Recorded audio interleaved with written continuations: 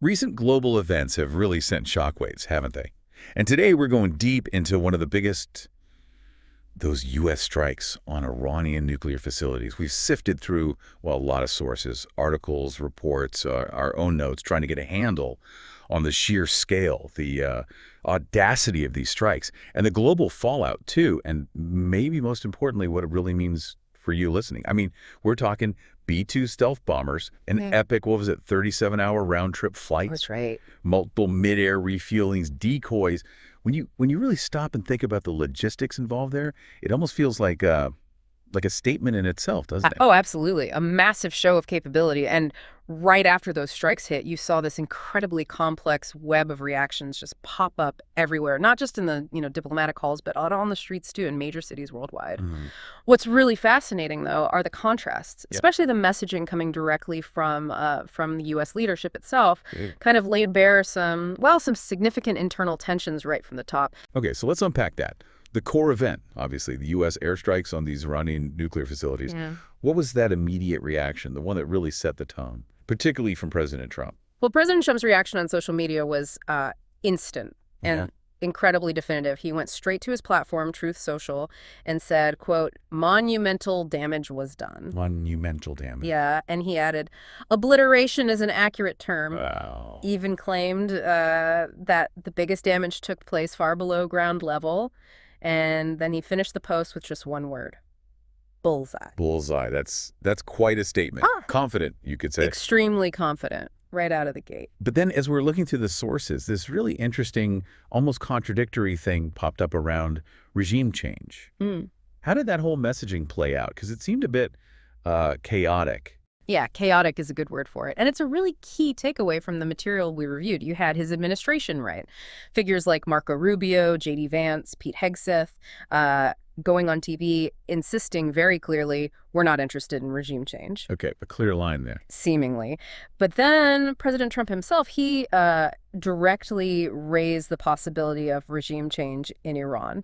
He put up another post on Truth Social saying, it's not politically correct to use the term regime change, but if the current Iranian regime is unable to make Iran great again, why wouldn't there be a regime change mega? Mega. So a direct contradiction then. Pretty much. And it really highlights this internal messaging challenge, or maybe, a deliberate strategy. There was this observation that Donald Trump is the only one who speaks for Donald Trump and for the administration. He seems to like keeping everyone guessing, maintaining that flexibility, even if it means, well, contradicting his own team. Yeah, that dynamic, how internal administration stuff plays out on the world stage. Fascinating. So, okay, the initial strikes happen. Trump posts bullseye. Then the world has to react. The UN Security Council calls an emergency session pretty fast, right? Right, almost immediately. How did that go? I imagine it was a forum for some pretty strong conflicting views. Oh, absolutely. It really became a focal point for all these different global opinions clashing. Iran's condemnation was, as you'd expect, incredibly strong. Their ambassador didn't mince words, called the attacks blatant aggression. Blatant aggression. Yes, and accused the U.S. of waging war under an absurd pretext. Yeah.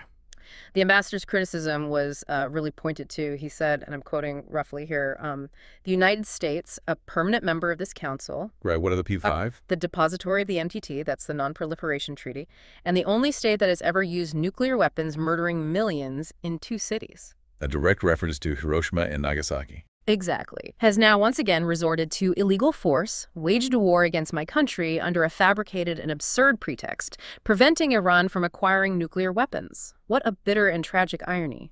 That is a powerful accusation, laying it right at the U.S.'s feet. Uh-huh. How did the U.S. respond to that? How did they frame their defense against this charge of illegal force? Well, the U.S. envoy, Dorothy Shea, she presented the American case. She argued that Iranian officials had intensified their hostile bluster and rhetoric, and that because of this, the U.S. acted, quote, in the defense of its ally, meaning Israel, and in the defense of our own citizens and interests to act decisively. So framing it as defensive. Precisely. And she also reiterated a very clear warning from the U.S. Any Iranian attack, direct or indirect, against Americans or American bases will be met with devastating retaliation. Okay, a clear red line drawn. So you have these two narratives just clashing head-on. One side sees blatant aggression, violation of sovereignty. The other sees necessary self-defense and deterrence. It really shows that fundamental gap in how, international law and even aggression itself are viewed. And Israel. Given their long-standing concerns about Iran's nuclear program, what was their take at the UN? Israel's UN representative was very supportive of the U.S. action, described the strikes as having changed history. Changed history. Strong words. Very. They stated that the U.S., as the leader of the free world, removed the greatest existential threat facing the free world, calling the action a righteous act for the United States, for Israel, for the Middle East, and for the world. So complete alignment there. Right, but not everyone saw it that way. We had other global leaders, people like the UN chief, Antonio Guterres, and the head of the IAEA, Rafael Grossi, sounding pretty alarmed, right? Extremely alarmed. Both Guterres and Grossi, they repeatedly condemned any military escalation. They warned very pointedly against another cycle of destruction. Another side. Yeah, and Grossi's warning was particularly stark. He said something like, "We have a window of opportunity to return to dialogue and diplomacy." But, he warned, if that window closes, violence and destruction could reach unthinkable levels. And maybe most worryingly, the global non-proliferation regime as we know it could crumble and fall. Crumble and fall. That's chilling coming from the head of the IAEA. Absolutely. And the IAEA, they called for their own crisis meeting, which just underlines the seriousness. You also had Russia and China pushing for an immediate ceasefire.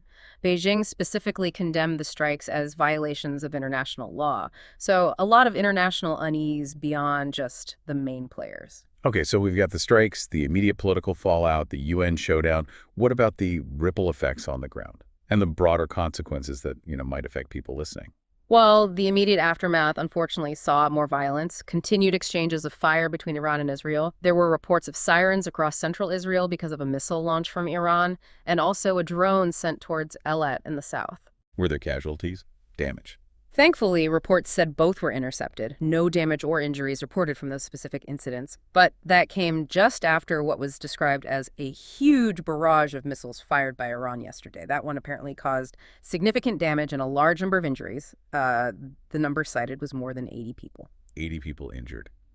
Okay, so the quieter night after that, what are people thinking? Is Iran out of missiles or just pausing? That's the big question analysts are debating. Two main possibilities being floated. Either Iranian capabilities have been depleted significantly by the U.S. strikes and their own earlier barrages, or maybe the Iranian leadership is just marking time, assessing the damage, planning their next steps carefully. Right. And beyond those direct military exchanges, what about the wider region, the stability, travel, things like that? Well, the destabilizing impact is pretty clear. We're seeing reports of further evacuation flights planned today for diplomats and for citizens of different nations. So governments are pulling people out. Some are, yes. And for anyone listening, this has real-world impacts.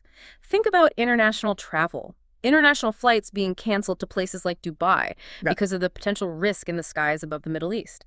It shows how interconnected everything is and how quickly regional instability can affect global movement. Definitely. And the public reactions globally, they seemed incredibly polarized, right? Like night and day in some places. Absolutely stark contrasts. It's a vivid reminder of how these events divide opinion, even thousands of miles away. On one side, you had significant protests against the U.S. strikes, demonstrations right outside the White House.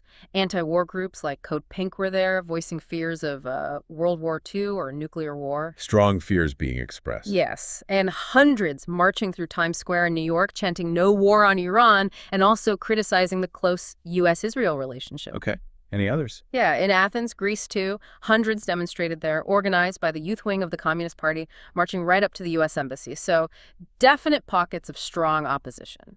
But then on the flip side. On the flip side, particularly in Israel, you saw these very public displays of support for the U.S. action.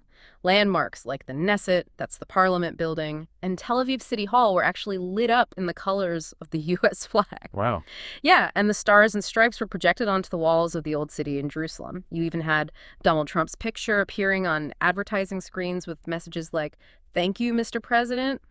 So yeah, a profound divide in how these strikes were received around the world. Celebrated by some, condemned by others. Okay, let's shift gears slightly.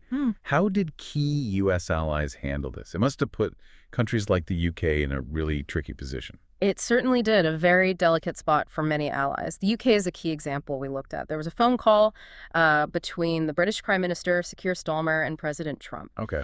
And the readout said they agreed Iran must never have nuclear weapons.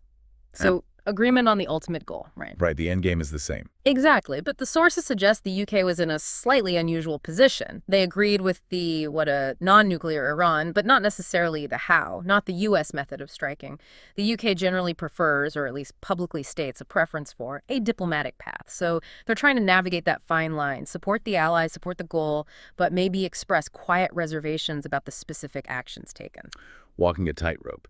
And speaking of navigating carefully, there was a really interesting logistical detail involving the UK that actually kind of gave them an out, diplomatically speaking. The Diego Garcia base. Ah, yes, Diego Garcia.